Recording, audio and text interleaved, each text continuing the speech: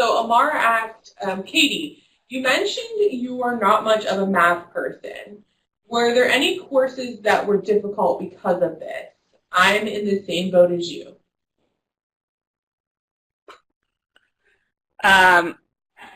So I remember it was early on, and it's been 18 months, so forgive me because it can be a bit of a blur, but I do remember there was this.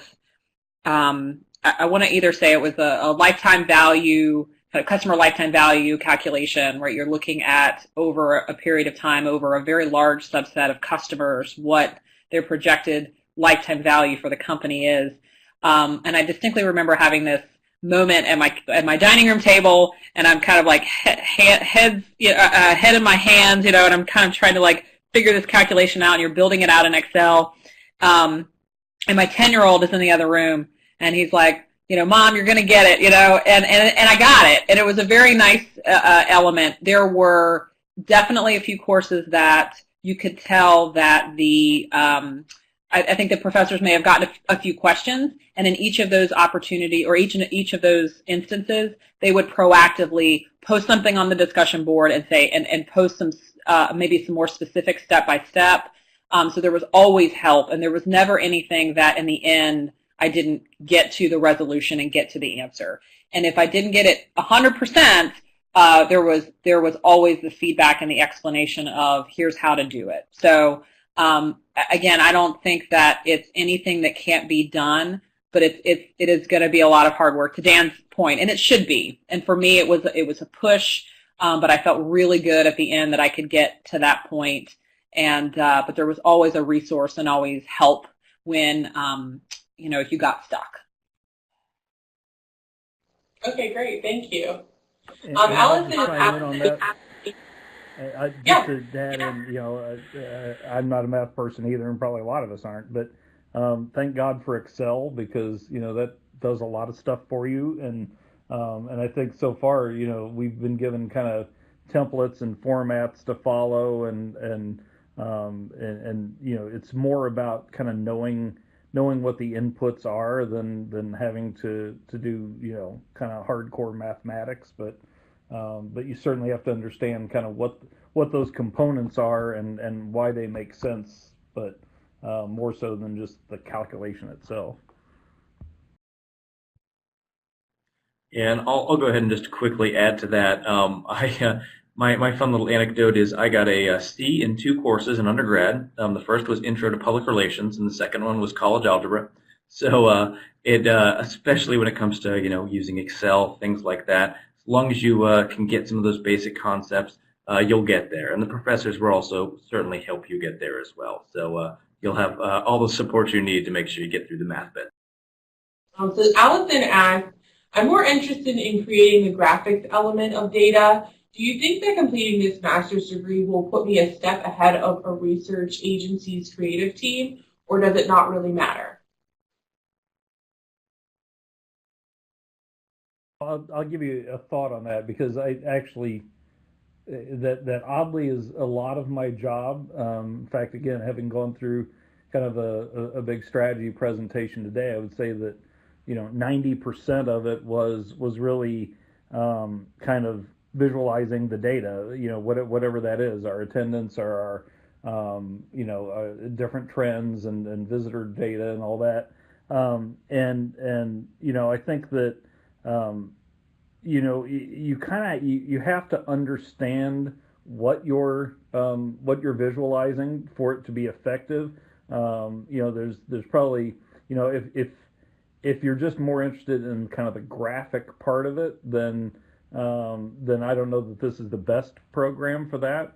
If you really want to understand how the data makes sense, and then how you can show it effectively to tell a story, then I think this would help you based on what I've seen so far. So it's really about kind of what pieces you need to have, what tells the story, what's extraneous and you can get rid of, so you can really zero people in on that, and then how you can present that in a compelling way that even if somebody doesn't dig into all the numbers, they can easily look at a slide or a page and go, oh yeah, I see where the problem is or the opportunity is. So So I think it kind of depends. If you're purely interested in graphics, then maybe not. But if you're interested in the kind of the why and the what behind the graphics, then I think this would be helpful.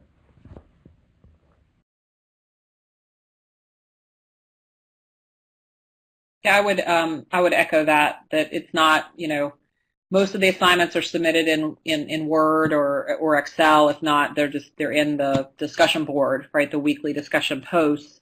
So you're not going to be using design programs in a lot of this. I personally I gravitate towards presenting things in a very visual, presentable way, because I find that helps build the story, in PowerPoint and other things like that. But I think if you're looking for a program that is really going to be focused on really design, I don't think that this is. But to Dan's point, he's spot on. It's really how you're taking the underpinnings of the data that's driving marketing and then presenting it, and there will be elements of that throughout the course. But as I mentioned, a lot of the assignments are submitted in Excel, which is really minimal design, unless you're building some charts and things like that, or Word. Mike R. asked, what do you wish you had known or done to prepare before you started this program? I haven't been in school mode for a long time. Well, at the risk of dominating it, but this one obviously speaks to me because I hadn't been in school mode for 30 years. So that was a long time for sure, and it's actually very interesting because my daughter is a senior in college now, and actually just kind of observing her and helping her with some things, kind of almost reawakened my sense of, oh, maybe this is something I could do. But what I wish I would have known probably more so was just had a little better sense of what the flow was going to be in terms of the assignments and how they were going to go. I kind of went into it blind until we really started, and then I kind of got the idea. Once you get the cadence of how the program works and the weekly discussions and the different assignments and how you can balance that, then it makes a lot of sense. I would say that was the biggest thing was just kind of understanding that so you can figure out how it fits in with the rest of your life.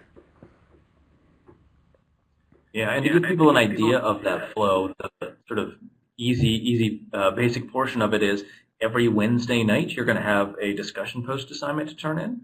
Every Friday you're going to have discussion post responses to have turned in, and then every Monday you're going to have an assignment to turn in. It's as simple as that, and it just basically rotates exactly like that through all of your courses. So it does really get to a point where it's an easy cadence, and no matter what else seems to be going on in your life, you'll at least have that, and you'll know sort of what you need to get done when, so you can try to plan around. James asked, would this program be too challenging for a parent of 2 under 2?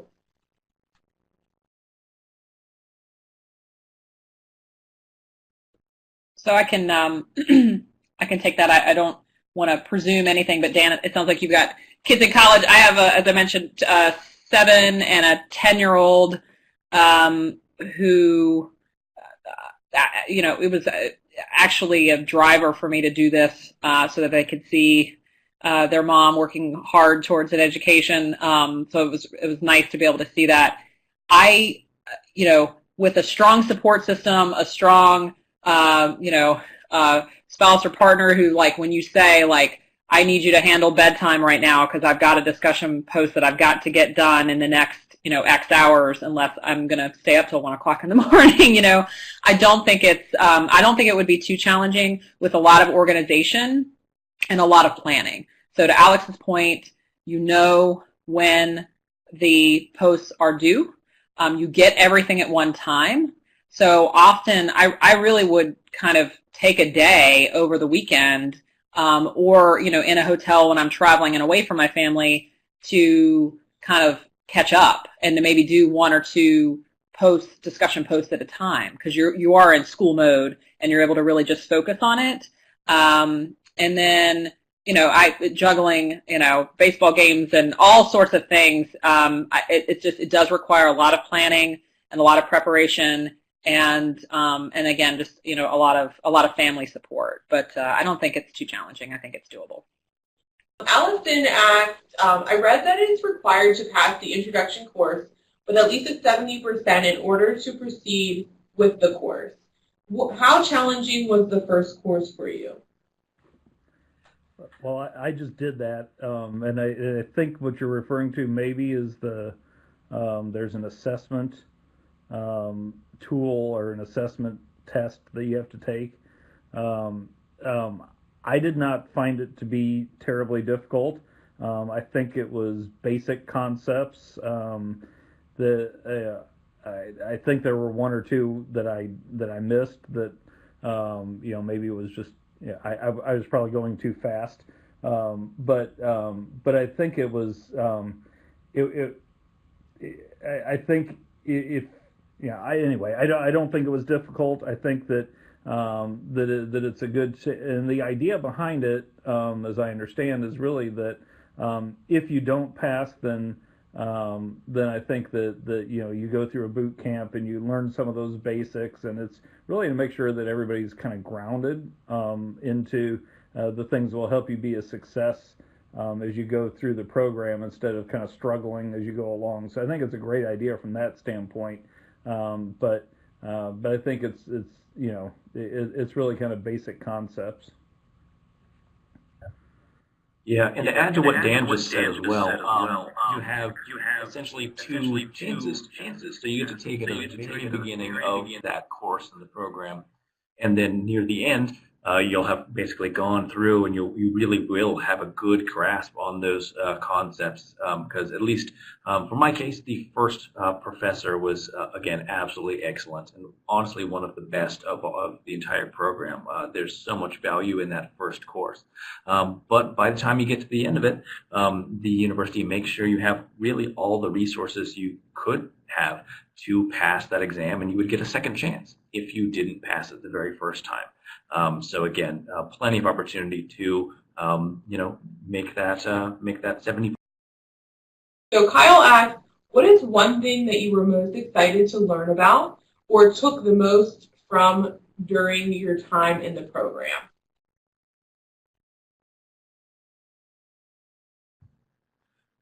I think I referenced that earlier.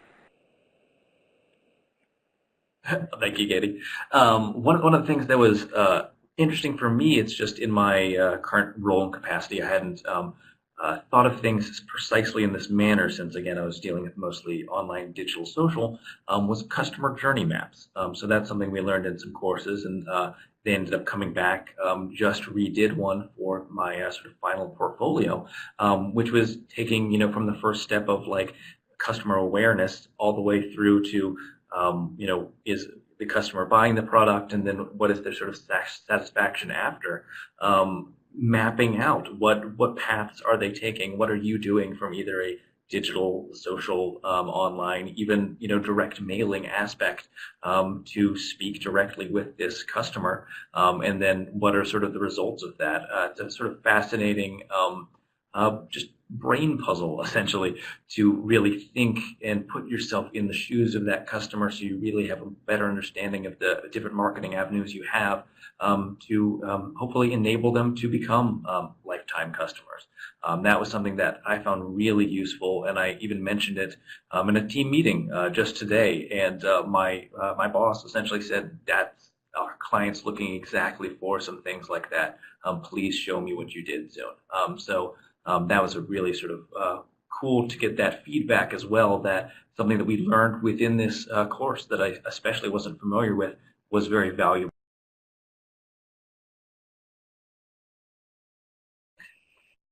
Yeah, just to echo Alex, there's so many elements of this, and I think I was excited about this element to it, but then it really, you feel it. So how much you're able to use your real world experience. Again, if assuming you're, in an agency or currently in a marketing role, right? So I was able to build out a customer experience map for our SaaS platform and share that internally with our organization. And I mean, I think it helps too, because you're feeling like you're working towards assignments and deliverables that you're going to be able to use in your real world in your position. And so many times students in our cohort would use their their current job, and they would float things by where they would talk through that. So I think I was excited about that, and being in a startup. I was a person of one when I joined. I've grown the team to now 6, adding another. So being able to build these elements out, I was excited about it, and that's absolutely it's very true, and it was something that was really helpful. Nathan asked, "What is it like going through a completely online program? Is there any support for students who aren't used online class?" Well, I'll take a shot at that one.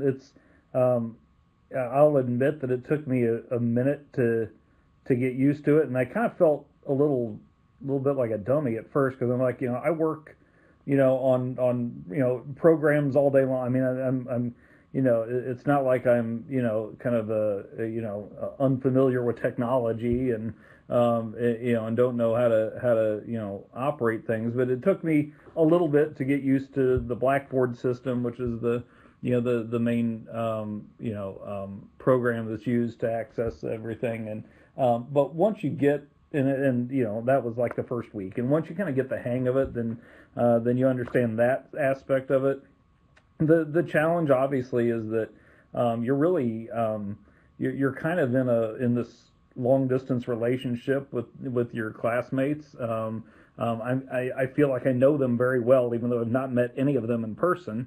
And so it's kind of interesting, but by the same token, you really do start to build that relationship. And I think the professors are all that I've had so far have been very accessible, very active, very responsive to any kind of questions. So while you maybe physically aren't sitting in the same room together, you almost have that same sense a lot of times that. And you can tell, especially as the deadlines approach for the discussions, that everybody kind of seems to be in at the same time, and there's a lot of back and forth, and so you really do kind of get that sense, even though it is distant. And the benefit of it, obviously, is that you can be flexible. So I don't have to be somewhere at 10 o'clock Tuesday morning. I don't have to be necessarily do this at an inconvenient time. I can kind of make it work around my schedule. So that's really the biggest benefit is you make it kind of work for you, and wherever you can kind of sneak in those moments to work on some of this. Yeah, for me, one of the big aspects of sort of online learning was accountability. You had to sort of learn to be accountable for yourself and understand that these are when the deadlines are. Find what trick works for you, whether it's setting little reminders or even having a significant other or spouse just always sort of nudging you, hey, did you turn that assignment in yet?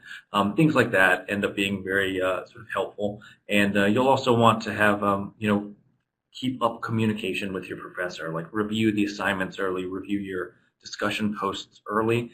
So if you have a question about them, you make sure and give both yourself and your professor a little bit of time if you want to submit those questions and ask. Because again, unlike an in-person class, you can't just sort of go up at the end of it and ask somebody. It is through this digital medium.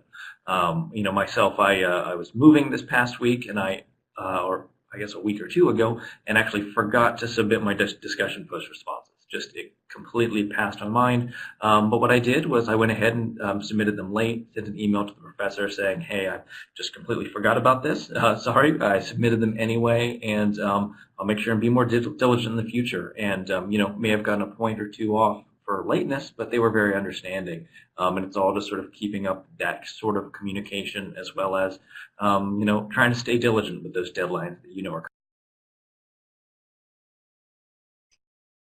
Yeah, and just to to echo both Alex and Dan, this is the first time Alex and I have heard each other's voice, which is kind of funny, right? So we've been in the same cohort for 18 months, and I feel like I know him because I've read his writing, very, very eloquent discussion posts.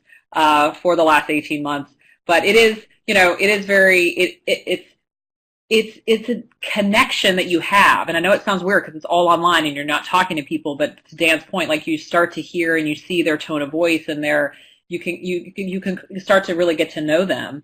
And again, like just that diligence helps with everything, and to look through the assignments, get a feel for the course, and to ask questions ahead of time, not waiting until 11 o'clock, on a Wednesday night and expect that your professor is going to get back to you right away. Like that's a critical piece, and I think that just requires some professionalism and some diligence and able to do that.